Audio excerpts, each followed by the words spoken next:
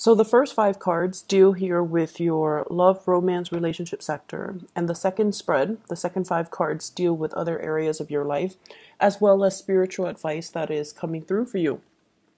So I like the energy for this week as it pertains to love and relationship because I feel like you're taking a little bit more of a detached approach when it comes to commitment, when it comes to what you expect from other people, and giving the other people time and space to sort things out from their end before they come to you, or before they come back to you, or before they reach out to you. So while I was shuffling this out, the message that I'm hearing is, why don't you, let me know when you're ready? And I feel like this is coming from you. And you're also telling the other person, just contact me whenever you're ready. Just take care of your things and then contact me when you're ready. And I don't see you sitting still waiting around for them to contact you. I just feel like you're giving them that space. You're coming into a state of being very understanding and very emotionally mature. And you're also understanding that the other person might not be ready. They might have a lot of things that they're dealing with. So you're going to, with loving detachment, kind of withdraw from this situation until they sort things out from their end before you can decide if you want to invest. So you're not just waiting around for the other person to be ready. You're doing your own thing, enjoying the single life, because with this card, it's like this is somebody who has a lot of love to give. But they're not indiscriminate. They actually have high standards, and they're, I wouldn't say picky about the people that they date, but they know what's good for them and they know what's not good for them. And if you're dealing with somebody who's got multiple people, multiple things that they're working on they're trying to sort out in their own life, then you know that it's going to be burdensome. And so you're taking this detached approach and having them come to you when they're ready, and there is going to be so much communication coming through from other people. The Eight of Wands is a card about very quick, rapid succession of emails, text messages, invitations. And the Judgment card is all about contact, initiating that contact, getting the contact that you're hoping for, and communication, contact. This is like flying back and forth. So this is going to be a really fruitful month for people showing their interest in you, plans being solidified, probably people that are coming to you and they're like, do you want to travel here? Do you want to travel there? Can I travel to come see you? Do you want to do sightseeing with me? Do you want to, meet my family, go to this gathering, this social function, etc., etc.? So with that loving detachment, I feel like it brings about, the right people on the right wavelength that would be very good for you. So the Eight of Wands is communication distance, and it deals with communication over large distances. So for many of you, you might be expanding outside of your geographical location when it comes to dating. For others, you might be going through some type of I feel like community event. I'm also seeing a lot of outdoors music festival, things like that. And it's we're winding down towards the end of the summer here in the northern hemisphere. So I feel like there are a lot of last minute gatherings outdoors that can where you could have a lot of fun and meet a lot of new people. The Judgment card, for some reason, I'm seeing institutions. So possibly meeting through schools for those of you who have children who are single parents, or who are not so much single parent, but like divorced parents. You're going to PTA meetings. You might strike up conversation with your your kids' classmates' parents. And then I'm also seeing like church choir and things like that, where you could potentially meet like-minded people. Okay.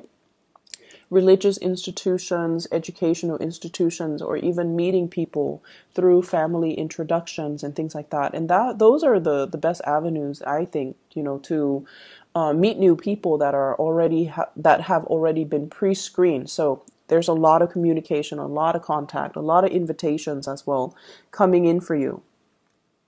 If you are dealing with a Virgo, and I have here the Hermit, this is the card of Virgo, as well as earth signs, Taurus, Virgo, Capricorn, with this Three of Pentacles. The Three of Pentacles is about making plans. And in the romantic front, it can deal with a situation where things start out very, very platonically. So if you're dealing in particular with an earth signs are a little bit they're not like flamboyant about their emotions, and they tend to, hold things close to their chest until they feel like it's safe for them to reveal how they feel, until they feel like you're on board, or until they feel like they have something reliable or solid or stable with you. That's when they will make their feelings known. So if you're dealing on an earth sign, they're definitely interested. They're trying to like make plans. This is somebody who is very methodical and they plan things. And with the Hermit, it's a higher vibration of character and morality. So what it means is, I feel like, this is somebody that wants to build a future. They're not just,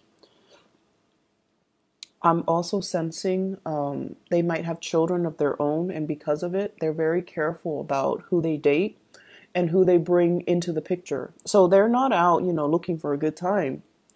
They're a little bit more serious about finding the right relationship partner.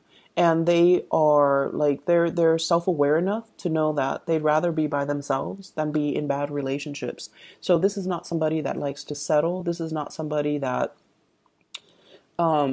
gets, wrapped up in bad relationships. So you've got somebody who's quite picky, and they see something in you. They see your kindness. They see how loving and just, emotionally mature you are. And they see the level of devotion that you bring to the table. And they're kind of like shining the spotlight on you and thinking as well, this is the one I want to be with.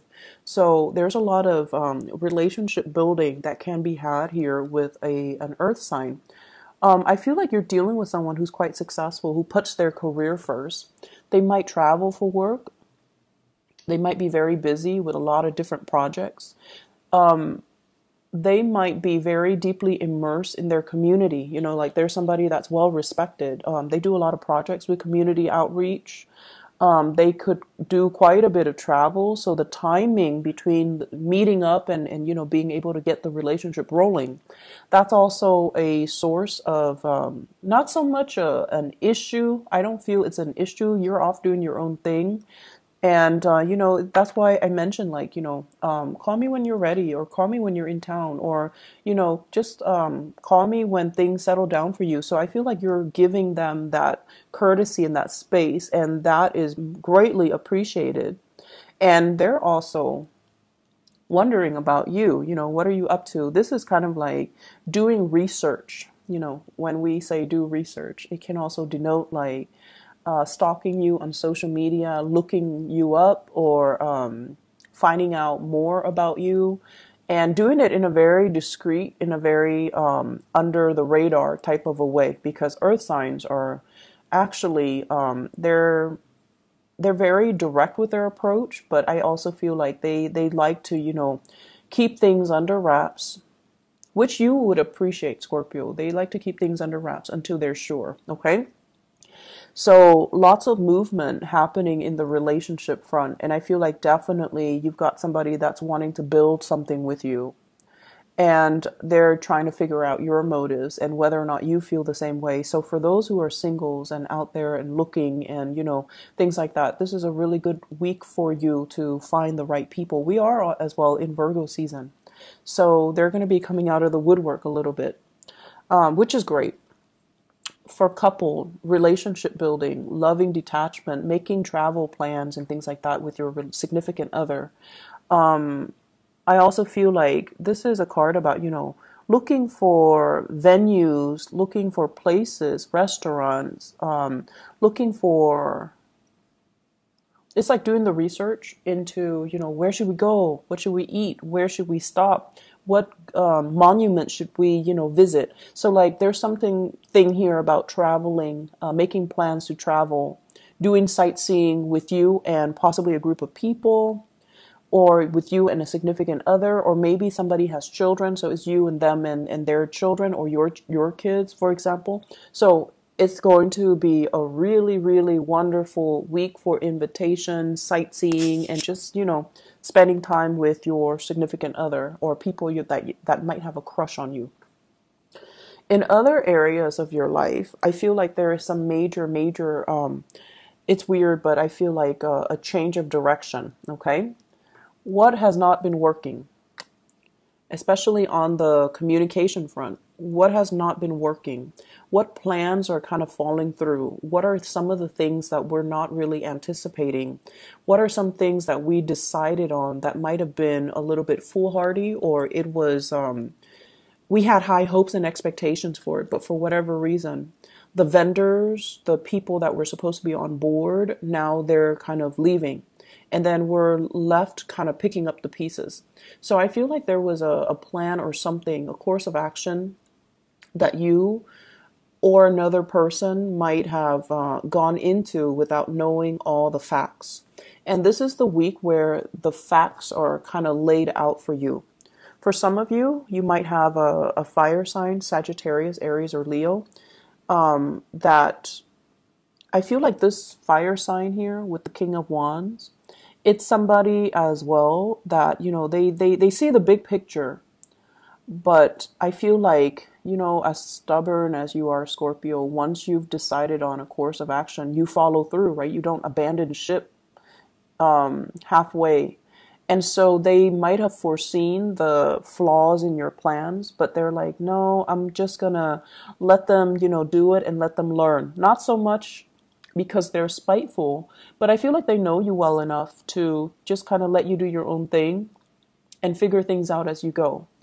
And I feel like you're consulting them or talking to them about, work projects and plans that might not have come out the way that you wanted. And then you're kind of like hashing out a strategy for the next time. Okay, in the future, we're not going to do this, we're going to do that.